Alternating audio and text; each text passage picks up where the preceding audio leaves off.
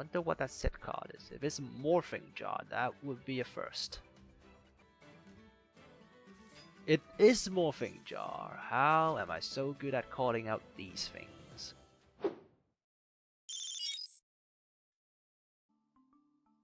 Greetings, Rigil Agateiades here.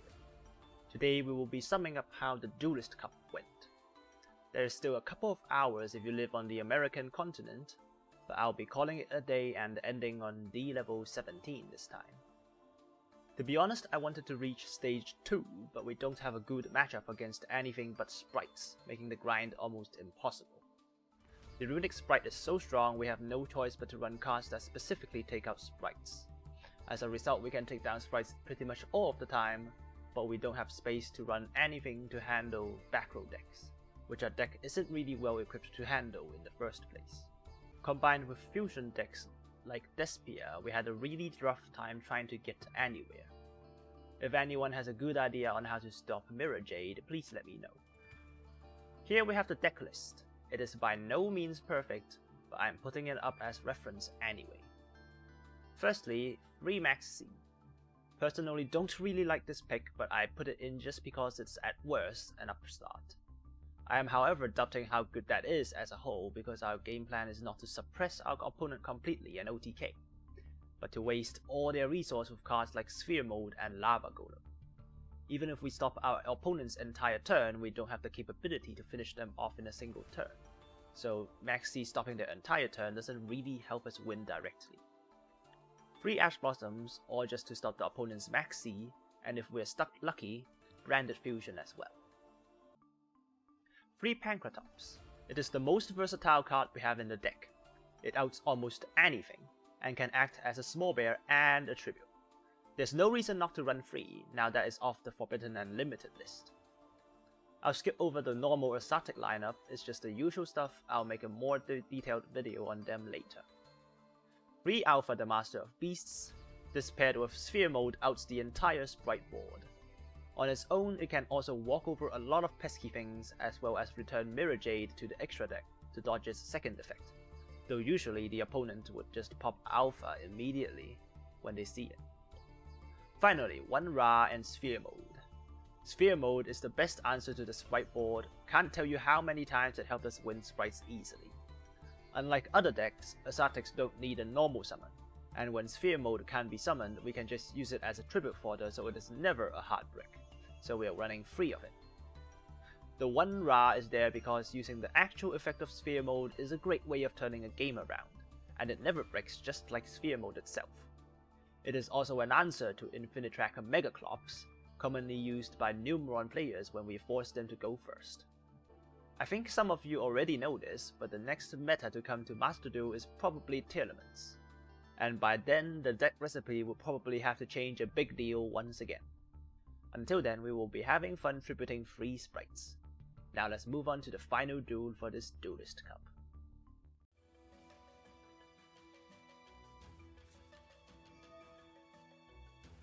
Oh, it's Runics. I guess we won't have to use our Sphere Mode. Or unless it's Runic sprites, then we will have to use our Sphere Mode. In fact, if it's against Runics, I think we have a pretty good hand. They know we're using the Ursarctics. Searches Fountain, activates Fountain. Alright, to me, we'll pop that with a Pancratops.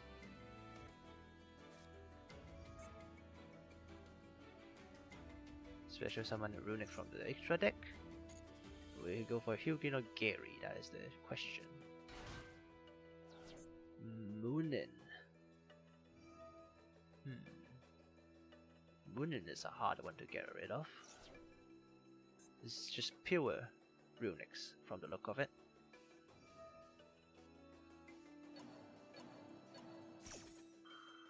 We also can't summon Alpha because they all have 0 attack. Draw 3 cards, that is of course a fair play.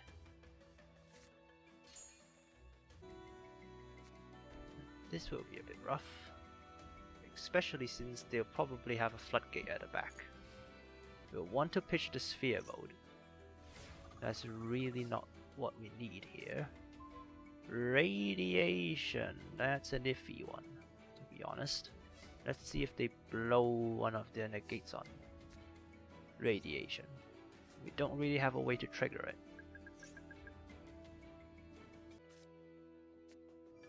Dark Bribe.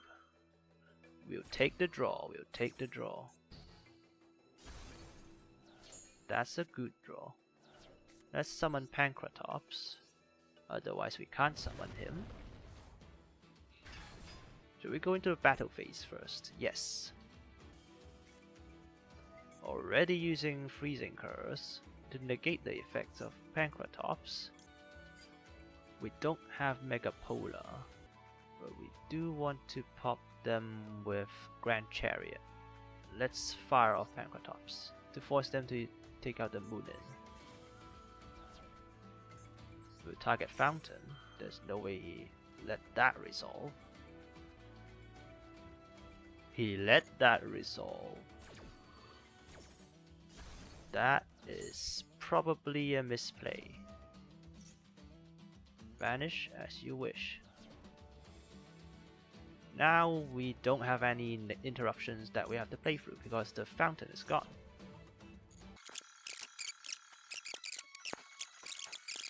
Also get rid of the allure, like why not? But we don't have any other interruptions. That is an issue.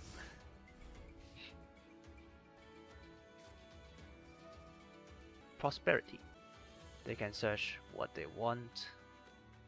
Card of Demise seems like a good one.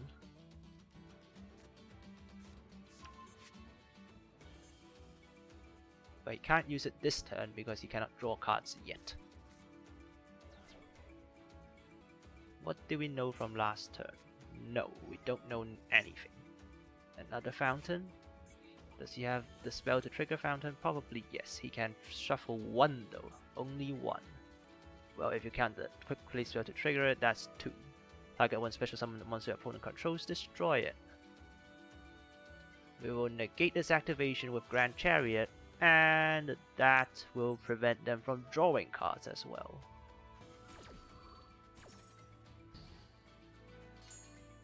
You don't get to draw cards because the activation is negated.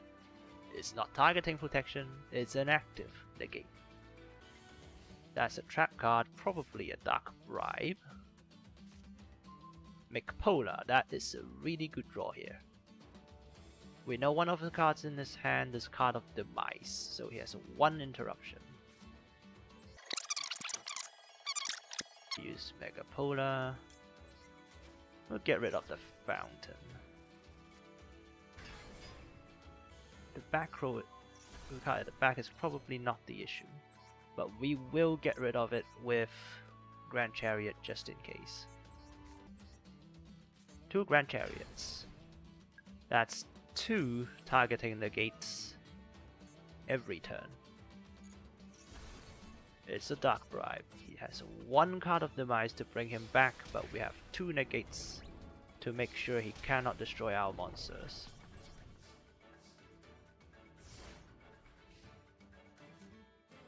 Card of Demise. Draw 2. Could he not set the other? Is it a hand trap? If it's an Ash, that would be so sad for him. 1 Day of Peace. I'll take that card. Why do you have a response in here? You're responding to yourself.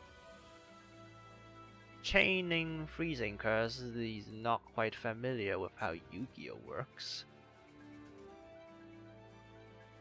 Because I can just chain after it.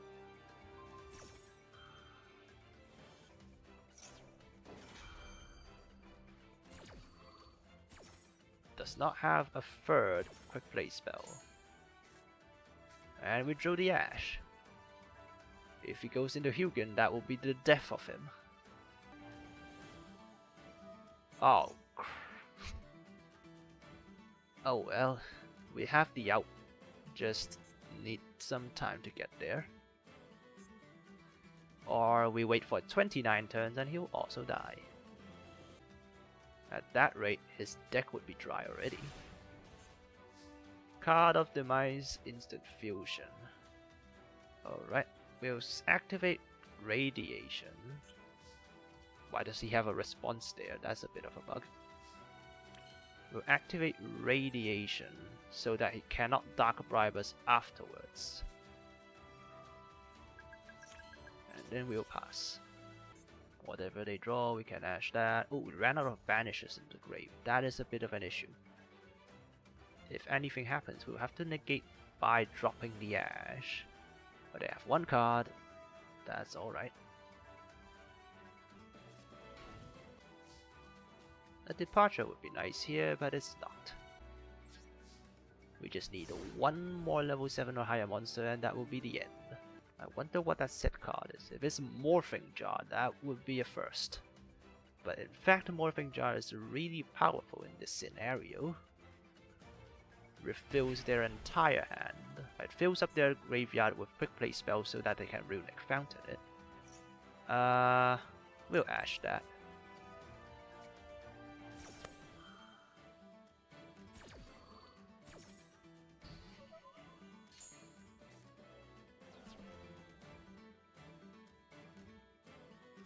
It is Morphing Jar. How am I so good at calling out these things?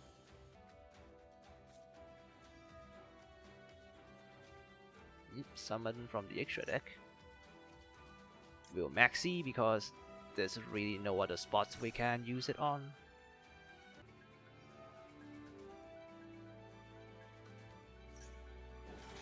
Our opponent draws one card, then banish the top 4 cards from their deck.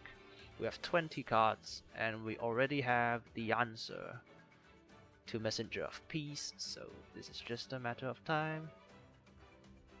What's all this for? They're not drawing a single card off all of that, but they will get a huge chunk of our deck into the banish zone. Moonin will be an issue.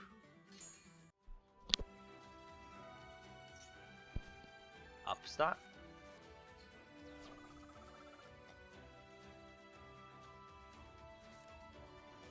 Draws the fountain. What a damn good bit of luck. Another upstart.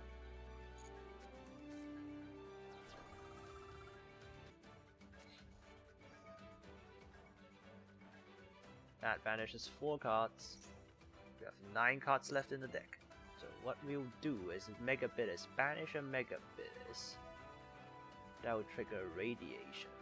Oh god, please tell me Runic cards are hard once per turn. Yeah, they are once per turn only. Alright. We'll have to trigger Munin with Big Dipper. Not hard. And then we'll get Mega Polar out, pop Messenger of Peace, and that should be game. He's probably getting the one that prevents battle destruction, right? That would make more sense. If Megatanus... Oh wait, it did not. Oh, maybe he already had it. Does Megatanus flipping it face down reset that effect? This is alright. Chain the other one, I guess? I'm assuming that's what he's planning. Popping a spell trap, that would be a rough one. I do want to negate it. Let's tribute Alpha.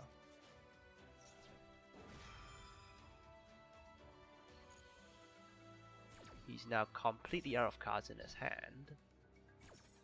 Other than one Smiting Storm, but that would draw him 2 cards. What do we draw here? Another tribute. That's good. We use Megatanus.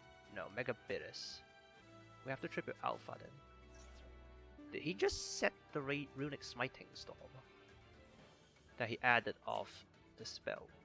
Why did he set it? I have no idea. He'll draw 3 cards here. Those 3 cards could be anything. Wait, we can just ash that. I'm an idiot. He'll banish another 4. but this will be the last turn they'll ever make.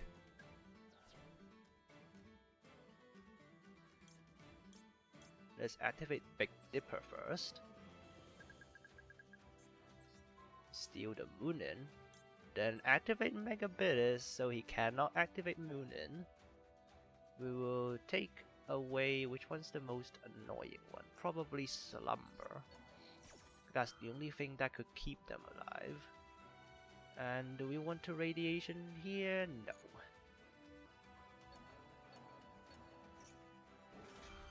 Did not choose to shuffle the Slumber which I'm targeting. Doesn't matter.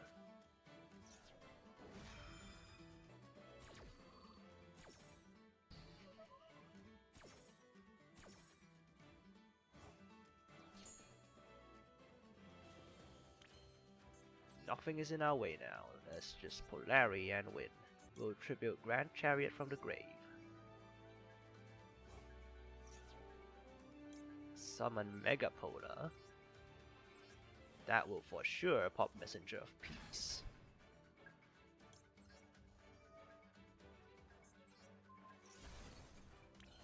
And then Grand Chariot. That will wipe their entire field off. And that will be lethal. Pure Runics. Quite a pain there, but we did it. Thank God that Ursarctic can chain block almost every effect they have. If you manage to start the entire engine, that is.